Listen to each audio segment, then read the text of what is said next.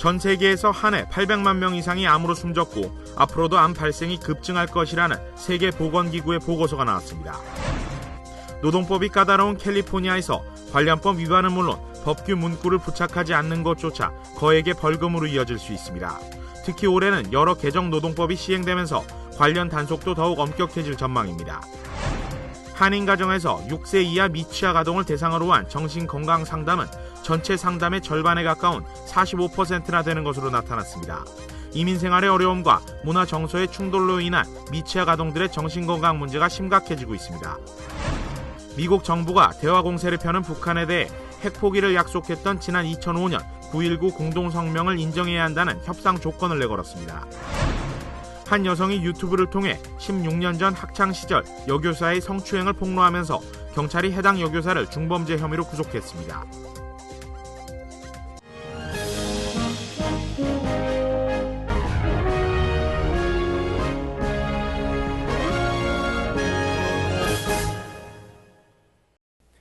여러분 안녕하십니까? 2월 4일 화요일 KBS 아메리카 뉴스입니다. 오늘은 세계 암의 날입니다. 암의 날을 정한 건 암이 그만큼 만연해 있다 하는 건데요. 전 세계에서 한 해 800만 명 이상이 암으로 숨졌고 앞으로도 암 발생은 급증할 것이라는 게 세계보건기구의 보고서입니다. 박상영 기자의 보도입니다. 유방암 퇴치 캠페인의 상징인 분홍색 리본이 파키스탄의 한 건물에 걸렸습니다. 유방암에 대한 언급조차 금기시되어 온 사회 분위기 속에 파키스탄에서 유방암에 걸려 숨지는 여성은 해마다 4만여 명. 더 이상 암 진단과 치료를 늦춰선 안 된다는 절박함에 금기도 깼습니다. So we actually don't have any national statistics about how serious this problem is. 해마다 전 세계 암 발병자 수는 급격히 늘어 오는 2030년에는 2,160만 명, 2012년에 비해 54%가 늘어날 것으로 예상됐습니다. 암 사망자 수는 2030년에 가면 1,300만 명에 이를 것으로 전망됐습니다. 암 발병의 60%, 사망자의 70%가 아프리카와 아시아, 중남미에 몰렸습니다. In fact, in many of the poorest countries, we're going to see almost twice as many new cancer cases every year. 남녀별로는 남자는 폐암, 전립선암, 직장암 순이었고 여자는 유방암이 가장 많고 직장암, 폐암 순으로 조사됐습니다. 암 발병 증가에 따라 급증하는 암 치료 비용은 선진국들조차 감당하기 어려운 수준까지 커지고 있습니다. 암 치료 등 경제적 비용이 2010년 기준으로도 우리 돈 1,260조 원에 달하는 것으로 집계됐습니다. 파리에서 KBS 뉴스 박상용입니다. 노동법이 까다로운 캘리포니아에서 관련법 위반은 물론이고 법규 문구를 부착하지 않은 것조차 거액의 벌금으로 이어질 수 있습니다. 특히 올해는 여러 개정 노동법이 시행되면서 관련 단속도 더욱 엄격해질 전망입니다. 윤범수 기자가 보도합니다. 올해 바뀌는 개정 노동법에서 가장 주의해야 할 것은 최저임금 인상입니다. 시점은 1월 1일이 아닌 7월 1일부터로 시간당 $8에서 $9로 올라가며 2016년부터 $10가 됩니다. 최저임금이 인상되면서 자연스레 추가 근무 시간에 대한 임금도 올라가는데 업주 입장에선 인상 시점에 맞춰 임금을 정확히 지급해야 합니다. 1.5배를 줘야 되는데 그게 지금은 12불인데 그게 7월 1일부터는 13불 50으로 올라가거든요. 그러니까 12불일 때보다는 이제 계산하기 또 굉장히 힘들어지기 때문에 많은 고용주분들이 그거를 염두에 두시고 그걸 보셔야 되고 특히 그 오버타임이 면제되는 매니저급이라든지 그런 경우에 과연 면제가 되는지 안 되는지에 대해서도 많이 아셔야 되고 고용주가 노동법 관련 권리를 주장한 직원에게 보복을 하면 건당 $10,000의 벌금이 부과됩니다. 이를 신고한 내부 고발자는 법적으로 보호받습니다. 심지어 고용주가 자신이 채용한 직원을 체류 신분을 빌미로 협박할 경우 사업체 면허를 박탈당할 수도 있습니다. 또 성적 의도가 없는 행위라도 피해자 입장에 따라 성희롱으로 간주될 수도 있습니다. 이처럼 올해 개정된 캘리포니아 노동법들은 업주들 입장에선 더욱 까다로워졌고 그만큼 단속도 더 많아질 전망입니다. 무엇보다 이 모든 법규들을 정확히 숙지하고 이행해야 하며 관련 법규들이 명시되어 있는 내용은 직장이나 사업체에 부착해야만 합니다. 새로 개정된 직업안전청 문구는 각 사업체마다 오는 4월까지 의무 부착해야 하는데 미부착 시 벌금은 무려 $7,500에서 $12,500에 달합니다. 또 종업원 50명 이상의 업체는 성희롱 의무 교육 등 추가 조항을 부착해야 하며 각 문구마다 일정 규격을 지켜야 합니다. 50 이상일 경우에는 이제 성희롱 교육을 매니저급들한테 2년에 한 번씩 해야 되고 여러 가지 차별이라든지 이런 문제 있어가지고 아니면은 여기 나와 있는 그 어떤 임신 병가라든지 그런 경우에 50인일 경우에 적용이 돼야 되는 경우가 있거든요. 현재 한인 보험회사들과 단체들은 직업안정청의 노동법 포스터를 무료로 제작해 배포하고 있습니다. KBS 뉴스 윤범수입니다. 어린아이를 키우는 부모라면 당연히 아이들의 건강이 큰 관심사인데요. 한인 아동들의 정신건강 문제가 심각해지고 있다 하는 징후가 나오고 있습니다. 한인 가정에서 아동 대상 상담이 45%나 되는 것으로 조사됐습니다. 노승욱 기자가 취재했습니다. 언어로 인한 소통의 어려움, 문화적 이질감 등 대다수의 한인 이민 가정이 느끼는 문제입니다. 미국 사회에 적응하는 과정에서 일어나는 이런 어려움들도 큰 스트레스로 작용해 가족 갈등의 불씨가 되기도 합니다. 이러한 경우 갈등의 불씨는 상처받기 쉬운 어린아이에게로 쉽게 옮겨질 수 있는데 이는 어린이의 정신건강을 해치는 큰 요인이 됩니다. 한인 가정상담소가 조사한 통계자료에 따르면 한인 가정에서 6세 이하 미취학 아동을 대상으로 한 정신건강 상담은 전체 상담의 절반에 가까운 45%나 되는 것으로 나타났습니다. 이는 성인 대상 정신건강 상담률이 30%인 것에 비해 훨씬 더 높은 수치입니다.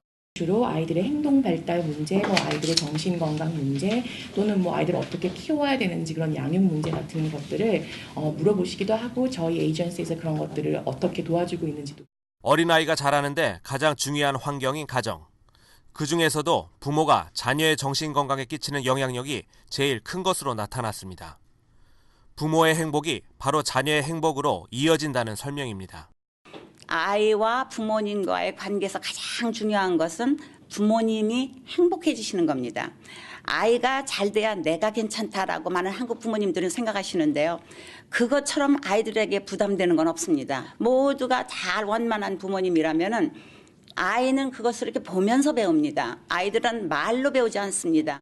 어린아이들의 정신건강 문제를 치료하기 위해서는 먼저 부모들이 아이에게 문제가 있다는 것을 인정하는 것이 필요합니다. 또한 상담을 통해 적절한 전문기관의 도움을 받는 것이 중요하다는 지적입니다. KBS 뉴스 노승욱입니다.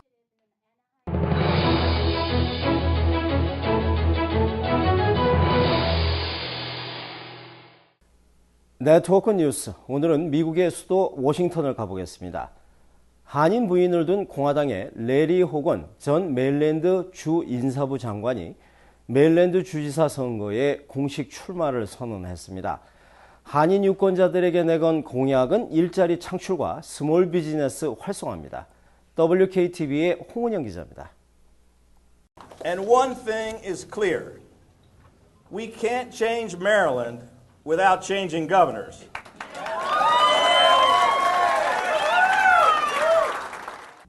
한국계 부인을 둔 공화당 레리 호건 전 메릴랜드주 인사부 장관이 메릴랜드 주지사 선거에 출마하겠다고 공식 선언해 메릴랜드주 선거 열기가 더욱 뜨거워지고 있습니다.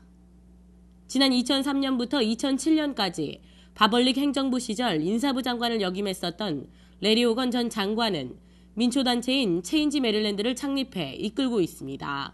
We're going to turn Maryland around. Our economy is in really bad shape, and people are looking for a change of direction in Maryland, and that's what we hope to give to them. We're getting ready tonight to make the official announcement that I'm going to be running for governor of Maryland. And most importantly, we're going to have the first Korean-American First Lady in Maryland history, my wife, and we're very proud to have that historical event take place here in Maryland. 레리 호건 전 장관의 부인인 유미 호건 씨는 메릴랜드 미대와 아메리칸대에서 미술을 전공했고 현재 앤 아룬델 커뮤니티 컬리지와 메릴랜드 미대에 출강하고 있습니다. 저희 남편이 메릴랜드 거버너를 나가게 된 것이 우리 한국 사람 한인들한테는 정말 뜻깊은 일입니다. 정말 역사적인 일이 될 것이며 만약에 당선이 되면 꿈이 많습니다. 한국 사람들 우리 이렇게 2세, 3세 우리 손자, 손녀 앞으로 그들을 위해서도 굉장히 연결이 많이 될 것 같고 제가 있는 한 정말 많이 노력하려고 합니다. 주지사 선거 출마를 공식 선언하는 어제 출정식엔 레리 호건 전 장관의 아버지로 3번이나 연방 하원 의원을 역임했었던 로렌스 오건 시니어 전 의원을 비롯해 가족이 총출동해 레리 오건 전 장관이 메릴랜드주의 변화와 개혁의 바람을 일으킬 것이라고 강조했습니다. A lot of wonderful people here tonight, and I think they are truly going to change Maryland and elect my son as his next governor. His wife, of course, is a wonderful, beautiful Korean woman, and she will help him and be the next First Lady of Maryland. 한국계 부인을 둔 레리 호건 전 메릴랜드주 인사부 장관이 올해 11월 주지사 선거 공식 출마 선언을 해 선거 전 열기가 더욱더 고조되고 있습니다. 한인 사회와 한인 문화를 잘 이해하고 있다는 레리 호건 전 장관이 최종적으로 주지사에 당선돼 최초로 한국계 퍼스트 레이디가 나올지에도 관심이 모아지고 있습니다. 워싱턴에서 WKTV 뉴스 홍은영입니다. 북한 핵 문제 해결 방안과 관련해 미국 정부는 북한이 9.19 공동성명을 인정해야 협상이 시작될 수 있다고 밝혔습니다. 대화 공세를 펴고 있는 북한에 대해 미국 정부가 협상 조건을 구체적으로 밝히고 나섰습니다. 이강덕 기자의 보도입니다. 한국과 중국 등을 잇따라 방문했던 러셀 미 국무부 차관보가 북한 핵 문제 해결을 향한 미국의 입장을 밝혔습니다. 러셀 차관보는 북한과의 협상은 한반도의 비핵화를 달성하는 데 목표를 둬야 한다면서 북한이 9.19 공동성명을 인정해야 한다고 밝혔습니다. reason that the United States stands ready to negotiate on the basis of the 2005 joint statement. 한반도를 평화적으로 비핵화하겠다는 미국 정부의 적극적인 결심은 확고하다면서 북한 핵 문제 해결을 위해서는 협상을 하는 것이 가장 현실적인 방법이라고 지적했습니다. 하지만 북한과 회담을 위한 회담은 하지 않겠다는 것이 캐리 장관 등 미국 정부 고위 인사들의 확고한 입장이라는 점도 강조했습니다. 오바마 대통령이 오는 4월 아시아 순방 시에 한국을 방문할지에 대해서는 아직 구체적으로 결정되지 않았다면서도 에이펙 정상회의나 G20, 동아시아 정상회의 등을 통해 정상회담은 여러 차례 개최될 수 있다고 밝혔습니다.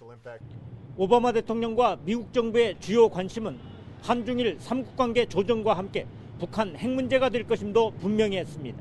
워싱턴에서 KBS 뉴스 이강덕입니다. 캘리포니아에서 아이를 둔 엄마가 중학 시절 자신을 상습 성추행했던 여교사를 찾아내 전화 통화를 한 뒤에 영상을 유튜브에 폭로했다는 소식 얼마 전에 전해드렸는데요. 경찰은 16년 전 사건을 파헤쳐서 피해자 1명을 추가로 확인하고 여교사를 붙잡아 16가지 중죄 혐의로 구속했습니다. 박영환 기자가 취재했습니다.